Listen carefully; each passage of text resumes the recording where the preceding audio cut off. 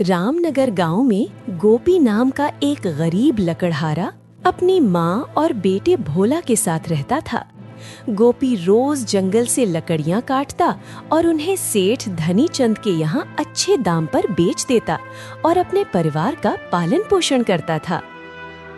सुनो बेटा गोपी, सुबह हो गई, जंगल भी जाना है लकड़ियाँ काटने। हाँ माँ, उठ गया। भोला कहाँ है? दिखाई नहीं दे रहा। वो बाहर अपने दोस्तों के साथ खेल रहा होगा। बेटा, एक बार फिर से कहना चाहती हूँ, तेरी पत्नी को मरे 3 साल हो गए। तू दोबारा शादी क्यों नहीं कर लेता? कम से कम भोला के लिए एक माँ का प्यार तो मिल जाएगा। माँ, आप तो जानती हो, सौतेली माँ सौतेली होती है। मैं नहीं चाहता कि भोला के साथ किसी तरह की नाइंसाफी हो। ऐसा कुछ नहीं होगा बेटा। मेरी तो आखिरी इच्छा यही है कि तू एक विवाह कर ले। तेरे और भोला के लिए खाना बनाने और देखभाल करने के लिए कोई तो होगा। मेरे जाने के बाद तुम दोनों को कौन देखेगा? ठीक है माँ, जैसा आप कहोगी वैसा ही करूँगा। तभी भोला दौड़ता हुआ अंदर आता है। अरे ओ बेटा, आओ, खेलने में कोई परेशानी तो नहीं हुई? बहुत अच्छा था दादी। अच्छा चलो ठीक है। अब दोनों बाप बेटा बस बातें ही करते रहोगे या खाना भी खाओगे? अच्छा माँ, आप खाना बना दो, मैं अभी नहा कर आता हूँ। ठीक है बेटा। खाना खाकर गोपी अपने औजार उठाता है और जंगल में लकड़ियाँ काटने निकल जाता है। बाप रे, आज कितनी धूप है। इतनी कड़ाके की धूप में तो लकड़ी काटना बहुत मुश्किल है। गोपी थोड़ा आराम करता है, फिर हिम्मत जुटाकर कुल्हाड़ी उठाता है और पेड़ों की सूखी टहनियाँ काटने लगता है। हाँ, अब ठीक है, इतनी लकड़ियाँ काफी होंगी। चलो अब सेठ धनी चंद के यहाँ चलते हैं। गोपी लकड़ियाँ बांधकर शहर की ओर निकल पड़ता है। धनी चंद से लकड़ियाँ बेचकर कुछ पैसे लेता है और थका हारा घर लौट आता है। घर पहुँचने पर माँ, ओ माँ, कहाँ हो? अंदर से धीमी आवाज आती है। गोपी कमरे में जाता है तो देखता है कि माँ रामू काका के साथ बैठी है। आओ बेटा, देखो, ये रामू काका हैं। प्रणाम काका। मैं इनकी बेटी सरला का विवाह तुमसे कराने की बात कर रही थी। माँ, जैसा आप कहें। अरे भाई, मुझे लड़का बहुत पसंद आ गया। क्यों ना कल ही शादी कर दें। 2 बेटियों का विवाह कर चुका हूँ, बस सरला बची थी। सोचा लगे हाथ ये भी हो जाए, फिर मैं तीर्थ यात्रा पर निकल जाऊंगा। हाँ, जैसा आपको ठीक लगे। अच्छा बहन जी, मैं चलता हूँ, शाम तक खबर भिजवा दूंगा। रामू काका गांव की ओर रवाना हो जाते हैं। गोपी और माँ दोनों दरवाजे तक उन्हें जाते हुए देखते हैं। रामू काका के जाने के बाद माँ, तुम तो बड़ी तेज निकली। मैंने तो बस ऐसे ही कहा था और तुमने उसे सच मान लिया। बेटा, तू जानता है मेरी आखिरी इच्छा क्या है? बस तेरा घर बसता हुआ देख लूं। ठीक है माँ, जैसा तुम कहो।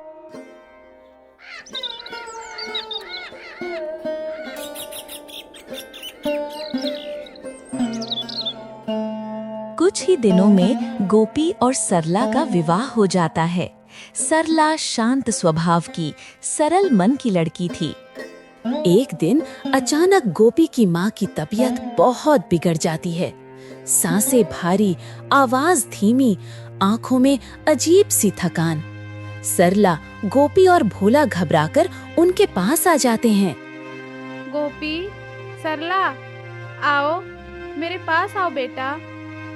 माँ, आप ऐसा क्यों बोल रही हो? रुको, मैं वैद्य जी को बुलाकर लाता हूँ। नहीं बेटे, अब वैद्य जी से कुछ नहीं होगा। मुझे लगता है मेरे जाने का समय आ गया है। माँ, ऐसी बात मत कहो। मैं तुम्हें कुछ नहीं होने दूंगा। गोपी, एक ही चिंता लगी रहती है, इस भोला का, इसका क्या होगा? माँ, मैं हूं ना, आखिर वो मेरा ही बेटा है। सरला, तू माँ बनने वाली है। जब अपनी संतान होती है तो सौतेला बेटा सौतेला ही हो जाता है। मैं दादी हूँ, मुझे डर लगता है। नहीं माँ, ऐसी बात मत कहिए। भोला मेरा पहला बेटा ही रहेगा। मैं कभी उसके साथ भेदभाव नहीं करूँगी, कभी नहीं। तब तो मैं आराम से जा सकती हूँ। इतना कहते ही माँ की आंखें धीरे धीरे बंद होने लगती हैं और वो इस दुनिया को छोड़कर चली जाती है। गोपी का दिल जैसे टूटकर बिखर जाता है। वो माँ का हाथ पकड़कर फूट फूट कर रो पड़ता है। माँ, आंखें खोलो माँ, देखो मैं यही हूँ, तुम्हारा गोपी। मुझे छोड़कर मत जाओ माँ। माँ, एक बार बोल दो कि तुम मुझसे, एक बार सिर पर हाथ रख दो माँ। मैं कैसे जी पाऊंगा तुम्हारे बिना। गोपी का रोना दीवारों से टकराकर पूरे घर को दुख से भर देता है। सरला और भोला आंसुओं के साथ उसके पास बैठ जाते हैं।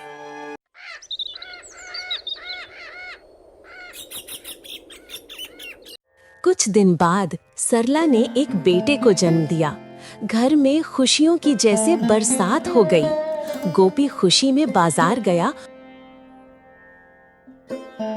और अपनी नन्हे बेटे रतन के लिए नए नए कपड़े लेकर आया। बाजार से कपड़े खरीदकर गोपी बड़े खुश मन से घर की ओर लौट रहा था। चेहरे पर चमक, कदमों में फुर्ती, जैसे खुशी उसके भीतर से फूट रही हो। तभी रास्ते में गंगा ताई मिली, गांव भर की समझदार पर साफ साफ बोलने वाली औरत। अरे गंगा ताई, प्रणाम। कैसी है आप? अरे गोपी बेटा, किधर इतनी खुशी खुशी जा रहा है? ताई, भगवान की कृपा से बेटा हुआ है, उसके लिए नए कपड़े लेकर जा रहा हूँ। गोपी अपनी सारी खुशी ताई को बताई जा रहा था। तभी गंगा ताई बोली, गोपी बेटा, खुश रहो, बस एक बात का ध्यान रखना। क्या हुआ ताई? देख बेटा, आजकल का जमाना पहले जैसा नहीं रहा। किसके मन में क्या है कोई नहीं जानता। तू दिन भर काम के लिए बाहर रहता है और घर में नई बहू है। अपनी आंखें खोल कर रखना। ध्यान रखना कि तेरा बेटा भोला कभी दुख न पाए। बच्चा जब अपना हो जाता है तो अक्सर सौतेला बच्चा पीछे रह जाता है। बस यही बात कहने आई हूँ। गोपी एक पल के लिए रुक गया। ताई की बात ने उसके मन में हल्की सी चिंता जगा दी। फिर धीरे से सर हिलाकर बोला, ठीक है ताई, मैं ध्यान रखूंगा। गंगा ताई अपने रास्ते चली गईं। गोपी फिर घर की ओर बढ़ा। चेहरे पर मुस्कान थी, पर ताई के शब्द मन में कहीं गूंज रहे थे। घर में घुसा, हाथ में कपड़े झुलाते हुए। देखो सरला, रतन के लिए कितना सुंदर कपड़ा लाया हूँ। हमारा लाल इसको पहनकर कितना प्यारा लगेगा। सरला कपड़े देखती है, फिर एकदम गंभीर होकर बोल उठती है, अरे सुनिए, रतन के लिए ले आए पर भोला के लिए कुछ न लाए। वो सरला, मैं तो ऐसे ही बस जल्दी में आया था। देखिए जी, रतन हमारा बेटा है, पर भोला भी तो हमारा बड़ा बेटा है। अगर रतन के लिए वस्त्र लाना है तो भोला के लिए भी जरूर लाना पड़ेगा। मेरे घर में दोनों बेटे बराबर हैं। इतना सुनते ही गोपी का दिल जैसे पिघल गया।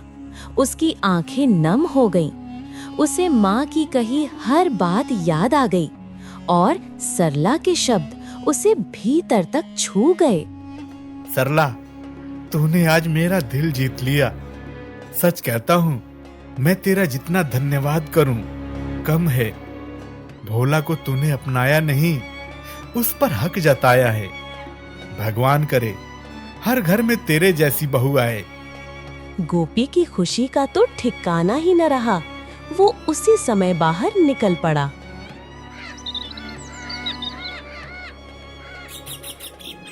भोला कई दिनों से जिद कर रहा था कि वो पिता के साथ जंगल जाएगा, पर गोपी हर बार साफ मना कर देता था। बाबा, आज मुझे भी अपने साथ जंगल में लेकर चलो ना। मैं भी देखना चाहता हूँ जंगल कैसा होता है। नहीं भोला, जंगल कोई खेलने की जगह नहीं है। वहाँ खतरों की कमी नहीं। तू छोटा है, अभी नहीं जाएगा, समझा? भोला उदास होकर सरला के पास जा बैठा। सरला ने बच्चे का मुंह देखा तो उसे दया आ गई। सुनिए, जब इतना मन कर रहा है तो एक दिन लेकर जाइए। थोड़ा घूमने फिरने की उसकी भी इच्छा होती है। सरला, अगर तुम ऐसे ही इसकी जिद पूरी करती रहोगी तो भोला बिगड़ जाएगा। बच्चों को हर बात पर हाँ नहीं बोलते। ऐसा कुछ नहीं है, आप ही ज्यादा सोच रहे हैं। बस घूमने की इच्छा है उसकी, जंगल जाकर घूम ही लेगा, इसमें क्या परेशानी है। सरला की बात सुनकर गोपी एक पल को चुप हो गया, फिर हल्की मुस्कान के साथ बोला, अच्छा अच्छा, समझ गया। नहीं लेकर गया तो मेरी खैर नहीं, है ना? हाँ, इस बार तो बिल्कुल नहीं बख्शूंगी। आज इसे जरूर ले जाइए। चल बेटा, आज मैं तुझे जंगल दिखाऊंगा। अरे, आखिर तू लकड़हारे का बेटा है। जंगल के बारे में तू नहीं जानेगा तो कौन जानेगा? भोला खुशी से उछल पड़ा। गोपी ने कुल्हाड़ी उठाई और बेटे को अपने साथ लेकर घर से निकल पड़ा। गोपी आज पहली बार भोला को अपने साथ जंगल ले आया था। पेड़ों के बीच ठंडी हवा बह रही थी। देख बेटा, ये पेड़ दिख रहे हैं, इन्हीं को काटकर मैं सेठ जी के यहाँ बेच देता हूँ, और जो थोड़ा बहुत पैसा मिलता है उसी से हमारा घर चलता है। अच्छा बाबा, आप अकेले ही इतना काम कर लेते हो? हाँ बेटा, तू बड़ा हो जाएगा ना तो ये काम आसान लगेगा। गोपी पास ही पेड़ काटने लगा। उधर भोला चारों ओर घूम रहा था कि अचानक उसकी नजर कुछ वृक्ष पर पड़ी। बाबा, देखिए ना, ये क्या है? झाड़ियों के पीछे एक छोटा सा हिरण का बच्चा पड़ा था, थर थर कांपता हुआ, घायल, बिल्कुल अकेला। अरे, ये तो हिरन का बच्चा है। किस निर्दयी ने इसे घायल किया? बाबा, इसकी माँ कहाँ है? गोपी ने हिरन के बच्चे के शरीर पर पड़े निशान देखे और उसकी आवाज अचानक भारी हो गई। बेटा, सुबह सुबह इसे किसी ने घायल कर दिया लगता है, और इसकी माँ को शायद किसी शेर ने मार दिया होगा। किसी शेर ने मार दिया होगा। कुछ पल के लिए दोनों बाप बेटा चुप हो गए। जंगल की हवा तक रुक सी गई, मानो उस छोटे से प्राणी का दुख हवा में घुल गया हो। बाबा, इसकी माँ नहीं रही तो क्या ये भी अकेला रहेगा? भोला की आंखों में आंसू आ गए। गोपी बेटे की आंखों तक पहुंचा दुख महसूस कर रहा था।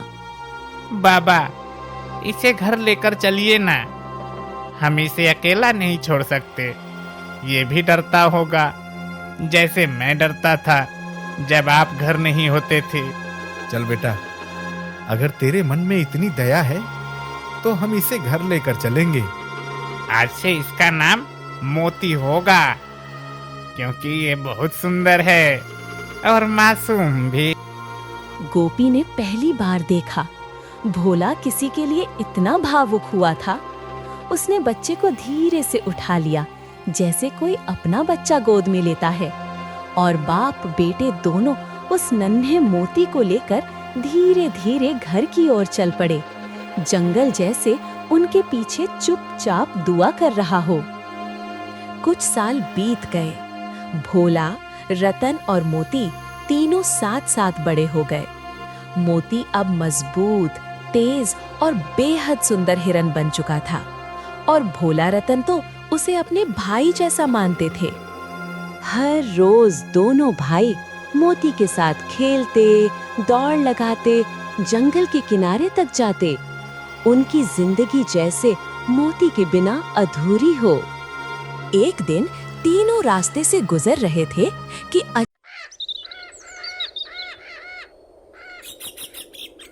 अचानक सेठ धनीचंद का बेटा अर्जुन सामने आ गया। घमंड उसके चेहरे पर साफ टपक रहा था। अरे वाह, ये हिरन तो बड़ा सुंदर है, मुझे ये चाहिए। किसका है ये? कितना दाम लोगे इसके बदले? भोला को लगा जैसे किसी ने उसके दिल पर चोट मार दी हो। मोती उसके लिए सिर्फ जानवर नहीं, परिवार था। रतन भी गुस्से में तन कर खड़ा हो गया। जरा ठीक से बोल अर्जुन, मोती कोई चीज नहीं जो बेच दी जाए। ये हमारा है, हमारा परिवार। तुम जैसे गरीबों के पास इतना खूबसूरत हिरन कैसे हो सकता है भला? चलो दे दो, मैं इसे रख लूंगा। मेरे घर में इसकी अच्छी देखभाल भी होगी। अब रतन का खून खौल कर बाहर आ चुका था। उसकी आंखें लाल हो गईं। अर्जुन, अगर तुझे भी मोती जैसा हिरन चाहिए तो जा जंगल। और रही बात मोती की, तो हमने इसे बचपन से पाला है। ये हमारी सांस है, समझ आया? अब निकल जा यहाँ से, नहीं तो अच्छा नहीं होगा। अर्जुन ने दोनों भाइयों की आंखों में वो आग देखी जिसने उसे पहली बार डराया। एक पल में उसका घमंड ढह गया। वो बड़बड़ाता हुआ पीछे हटा और गुस्से में पैर पटकता हुआ चला गया। मोती भी सिसकने जैसी आवाज निकाल रहा था, जैसे वो सब समझ रहा हो। भैया, मोती सिर्फ हमारा नहीं, हम भी उसकी दुनिया हैं। अर्जुन जैसे ही पीछे मुड़ा, पीछे से भोला का भाई रतन और उसका दोस्त मोहन दबी हंसी नहीं रोक पाई। उन्हें उसकी घमंडी शक्ल देखकर हंसी आ गई। लेकिन इसी हंसी ने अर्जुन के अंदर जलती लकड़ी में घी डाल दिया। अरे अर्जुन, पहले अपनी औकात देख, फिर मोती जैसे हिरन की चाह रखना। अरे भैया, इसके बस का है क्या? ये मोती को क्या पालेगा? ये तो खुद दूसरों के टुकड़े पे पल रहा है। तुम सब हंसो, हंस लो, लेकिन सुन ले भोला, मैं तुझे और तेरे इस मोती को देख लूंगा, समझा? अरे चल भाग यहाँ से, ज्यादा हीरो मत बन, हाँ नहीं तो। अर्जुन अपमान से कांप रहा था। उसके घमंड को सबसे बड़ा झटका लगा था। वो एक शब्द भी नहीं बोल पाया, बस गुस्से में पैर पटकता हुआ तेज कदमों से घर की ओर चला गया। साफ लग रहा था बदले की आग अब बुझने वाली नहीं।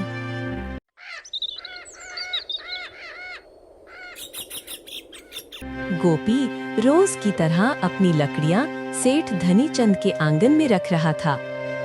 सेठ जी, ये आज की लकड़ी, आपका बहुत बहुत धन्यवाद। अगर आप ना होते तो मेरा गुजारा मुश्किल होता। अरे कैसी बात करता है बेटा, मैं कोई और सेठ थोड़ी हूँ। तू मेरा पुराना आदमी है, मेहनत भी करता है। इतनी ही बात हुई थी कि अचानक हवाओं जैसा तेज कदमों से अर्जुन गुस्से में तमतमाता हुआ आ गया। लो, आ गए लकड़हारे गोपी। सुन लो, आज के बाद ये लकड़ियां मेरे पिताजी के यहाँ मत बेचने आना। गोपी चौंक गया। उसने अर्जुन के चेहरे पर आग की तरह जलता अपमान देखा। क्या हुआ छोटे सेठ, अचानक ऐसी बात क्यों कर रहे हो? क्यों? ये तुम अपने बेटे से जाकर पूछो। उसने मेरा अपमान किया है, सबके सामने मजाक बनाया है। धनीचंद एक पल के लिए शांत हो गए। उन्होंने बेटे की आंखों में झांक कर देखा, परंतु उनका स्वर हमेशा की तरह नरम था। अरे अर्जुन बेटा, तुम्हें इतनी सी बात पर गुस्सा नहीं करना चाहिए। बच्चे हो तुम दोनों, आपस में दोस्त भी हो, लड़ झगड़ कर फिर भी मान जाते हो। और गोपी, तू इसकी बात का बुरा मत मानना। बच्चा है, गुस्से में कुछ भी बोल देता है। गोपी के दिल में एक पल को चोट सी लगी। कोई और होता तो पलटकर बोल देता, पर गोपी की आंखों में सिर्फ सम्मान और गरीबी की मजबूरी तैर रही थी।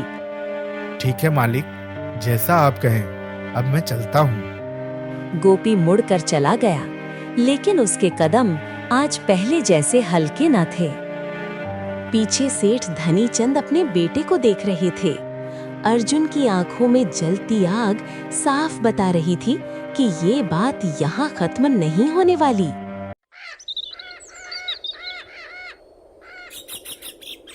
सरला घर के आंगन में काम कर रही थी कि अचानक सुनीता दीदी गुस्से में मटकी का टूटा हुआ टुकड़ा हाथ में लेकर अंदर आई। ओ सरला, कहाँ हो? देखो तो क्या कर दिया तुम्हारे उस सौतेले बेटे ने। मेरी पानी की मटकी गिरा दी। सरला एक पल के लिए सकपका गई। भोला का नाम आते ही उसका दिल कस गया। अरे दीदी, जाने दीजिए ना, बच्चे हैं, खेल खेल में हाथ लग गया होगा। नहीं, इसका ध्यान कौन रखेगा? सौतेला है, तभी तो मनमानी करता है। ये शब्द सरला को बाण की तरह चुभ गए। उसने तुरंत अपनी पोटली से कुछ मुद्राएं निकाली और सुनीता की तरफ बढ़ाईं। लीजिए दीदी, इस मटकी की भरपाई मैं कर देती हूँ, लेकिन गोपी जी से मत कहिएगा। सुनीता पैसे लेकर चली गई। सरला की आंखें भर आईं, मगर तभी गोपी बाहर से आते हुए बोला, अरे सरला, कहाँ गई? क्या हो गया जी? कुछ पता है? उसने सेठ धनीचंद के बेटे अर्जुन का उपहास किया है। कुछ नहीं हुआ, बच्चे हैं, खेल खेल में बोल दिया होगा। आप इतनी बड़ी बात क्यों बना रहे हैं? गोपी का गुस्सा अब थोड़ा तेज हो गया। और किस वजह से हो रहा है ये सब? तुम्हारी वजह से। तुमने ही भोला को सिर पर बैठा रखा है। हर गलती पर ढाल बनकर खड़ी हो जाती हो उसके लिए। सरला के आंसू वहीं छलक पड़े। दर्द सिर्फ शब्दों का नहीं था, दर्द इस बात का था कि जिस बच्चे को उसने अपने बेटे से बढ़कर अपनाया, उसी पर सौतेलेपन का इल्जाम उभर रहा है।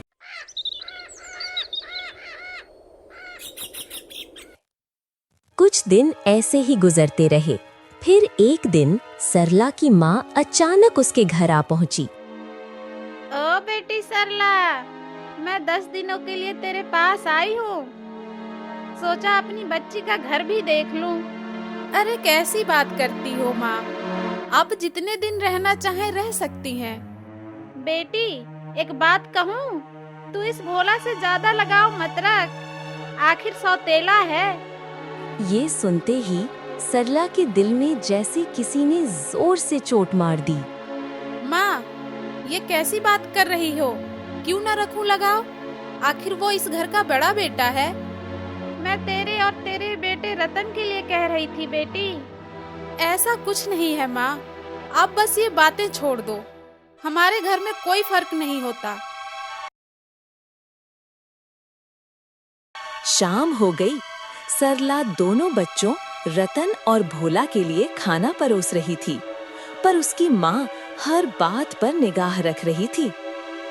अरे बेटी, तू तो बस इस भोला को ही सारा खाना दे रही है। देख तो, बैल जैसा खाए जा रहा है, खाए जा रहा है। ये शब्द हवा में तीर की तरह तैरे। सरला का चेहरा झंझना उठा। माँ, क्या बोल रही हो आप? दोनों बच्चों को बराबर दे रही हूँ। भोला सब सुन रहा था, बोल कुछ नहीं रहा था।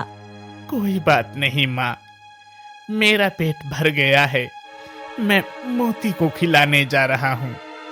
वो रोटी का एक छोटा सा टुकड़ा उठाता है, फिर धीरे धीरे बाहर जाता है और मोती के सिर पर हाथ फेरकर उसे वो रोटी खिला देता है।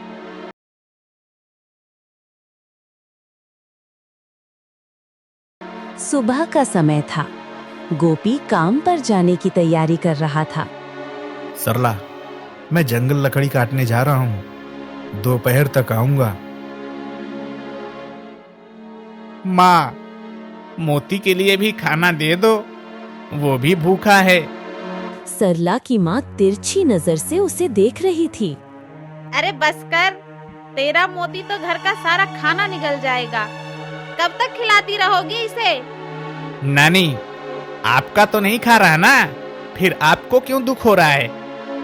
अब तो इस मोती का कुछ करना ही पड़ेगा, बहुत सर पर चढ़ गया है। दोपहर में जब घर सुनसान था, सरला काम में लगी थी, गोपी जंगल में था और भोला मोहन के साथ खेलने गया था। तभी नानी ने मौका पा लिया। वो मोती को घर से दूर जंगल के डरावने हिस्से में ले गई। चल, बहुत हो गया तेरा सेवा सत्कार, अब जंगल में ही रहेगा तू, यही तेरी असली जगह है। फिर नानी ने उसे जंगल में छोड़ दिया।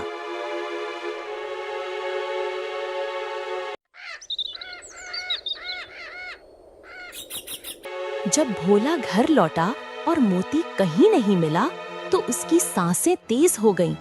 वो टूटते हुए स्वर में पूछता रहा, माँ, माँ, मेरा मोती कहाँ गया माँ, मेरा मोती? सरला के गले से आवाज नहीं निकली। नानी एक कोने में खड़ी थी, चेहरा सख्त पर आंखें झुकी हुई। अब भोला को पता चल गया कि नानी ने मोती को जंगल में छोड़ दिया और उसे जंगली जानवर खा गए। नानी, आपने मेरे मोती को क्यों मार दिया? क्यों? उसने आपका क्या बिगाड़ा था?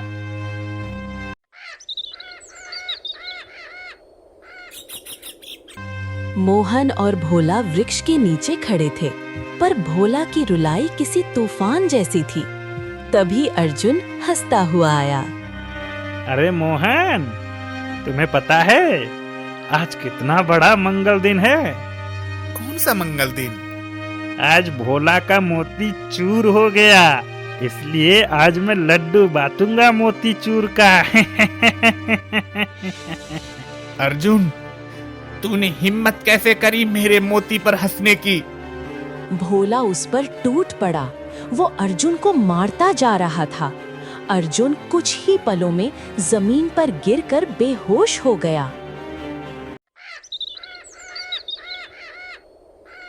अर्जुन को बेहोश देखकर वैद्य जी ने उसकी नब्ज टटोली। चेहरे पर चिंता गहरी थी। सेठ जी, मैं जितना कर सकता था कर दिया हूँ, अब बस भगवान का भरोसा है। सेठ धनीचंद के पैर जैसे जमीन में धंस गए। वो हवेली के बाहर खड़ा था। तभी सामने से गोपी जंगल से लकड़ियां लेकर आता दिखाई दिया। गोपी, बहुत हो गया। तुम्हारे बेटे ने मेरे अर्जुन को इस हाल में पहुंचा दिया। वो इस समय बिस्तर पर बेहोश पड़ा है। अब तो इसकी सजा तुम्हारे बेटे को मिलकर रहेगी। गोपी वहीं खड़ा रह गया। भारी कदमों से, टूटे मन से वो घर की तरफ चल पड़ा। गोपी जैसे ही दरवाजे से अंदर आया, उसके चेहरे पर ऐसा गुस्सा था जैसे वो खुद जल रहा हो। सरला, मैंने तुझे पहले ही कहा था, इतना सिर पर मत चढ़ा। अब देख लिया ना नतीजा, तेरे लाड प्यार ने उसे बिगाड़ दिया है। सेठ का बेटा अर्जुन बेहोश पड़ा है। अब बता, इसमें किसकी गलती है? मैं भोला को बस थोड़ा प्यार नहीं बिगाड़ा है, तूने बिगाड़ा है, तूने। मैं कुछ नहीं सुनना चाहता। या तो इस घर में वो रहेगा या मैं। सरला के पैरों तले जमीन खिसक गई। देखा बेटी, मैं पहले से ही कहती थी, सौतेला बेटा कभी अपना नहीं होता। अलग कर दो इसे, 1-2 दिन भूखा रहेगा, तब समझ आएगा कि घर में उसकी औकात क्या है। आज के बाद तुम मुझसे एक शब्द नहीं बोलोगी। न खाना, न दुलार, न सहारा, कुछ नहीं तो कुछ नहीं। सरला वहीं ढह गई। शाम को भोला धीरे धीरे घर पहुंचा। चेहरा उतरा हुआ, दिल भरा हुआ। आ गया? घर में आने की हिम्मत मत करना, यहीं से वापस मुड़ जा। आप कौन होती हैं मुझे घर से बाहर करने वाली? इतने में सरला और गोपी दोनों बाहर आ गए। सरला, तू भी कह दे कि ये इस घर में नहीं आएगा। घर में रहेगा तो कल हमें भी मार देगा। अर्जुन को मारा है, अब किसे मारेगा पता नहीं। ऐसे मुजरिम को घर में नहीं रखते। माँ, आप सच में नहीं चाहती कि मैं घर में रहूं? सरला कांप गई, बोलना चाहती थी। माँ, इससे कह दो चला जाए यहाँ से। ठीक है माँ, मैं चला जाता हूँ। वो मुड़ गया, रात के अंधेरों में अकेला जंगल की ओर चल दिया। घने जंगल में उसे एक साधु मिले। प्रणाम बाबा। इतनी रात को जंगल में क्या बात है बेटा? बाबा, मेरा कोई नहीं है। घर वालों ने मुझे निकाल दिया। अब कहाँ जाऊं? जिसका कोई नहीं होता उसका ऊपर वाला होता है बेटा। मैं हूं ना, आओ मैं तुम्हें औषधि बनाना सिखाऊंगा। धीरे धीरे बाबा ने उसे औषधि का ज्ञान दिया। बाकी समय भोला जंगल की लकड़ियां काटकर बाजार में बेचने लगा। एक दिन वो बाजार की ओर जा रहा था कि घर के सामने नानी मिल गई। देखो देखो, अब काम भी कर रहा है। हमें तो परेशान ही करता था। भोला कुछ नहीं बोला, बस सर झुकाकर आगे बढ़ गया। सरला के मन में चुभन दौड़ गई। वो बिना कुछ कहे चुपचाप अंदर चली गई।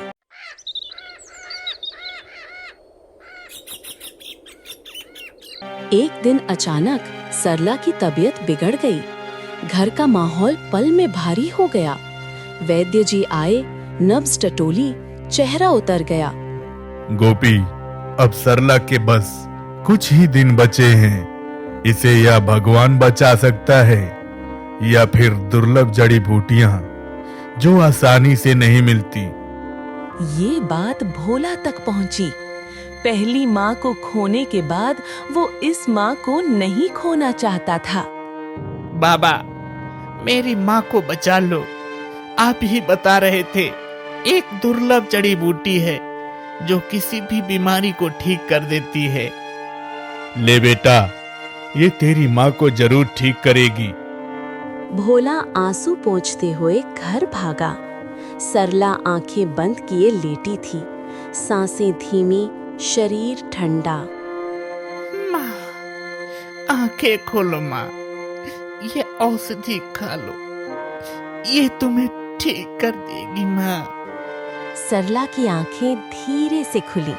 उसने भोला की तरफ देखा, पर वो दवा की ओर न बढ़ी, मानो वो हार मान चुकी थी। भोला का दिल टूट गया। माँ, मेरे लिए खा लो ना माँ, मैं अकेला पड़ जाऊंगा माँ। गोपी ये सब देख रहा था। उसके चेहरे पर झटका, जैसे उसे पहली बार समझ आया कि ये भोला कितना टूटा हुआ है। सरला, खा लो ये औषधि। गोपी के आदेश पर सरला ने कांपते हाथों से जड़ी बूटी मुंह में डाल ली। कुछ ही देर में सरला ठीक हो गई। भोला का दिल राहत से भर गया। आंसू अब खुशी के थे। भोला बेटा, मुझसे बड़ी भूल हो गई। तुझे दुख दिया, उससे नफरत की। मुझे माफ कर दे बेटा।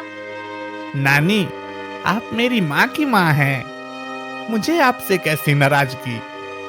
मैंने आपको दोष कब दिया? नानी ये सुनकर रो पड़ी। उसका दिल हल्का हो गया। गोपी और सरला ने भी राहत की सांस ली। बेटा, अब सब ठीक है। अब तू कहीं नहीं जाएगा। हम सब एक साथ रहेंगे। और सच में उस दिन के बाद घर में फिर से हंसी लौट आई। सभी एक ही छत के नीचे प्यार, अपनापन और शांति से रहने लगे।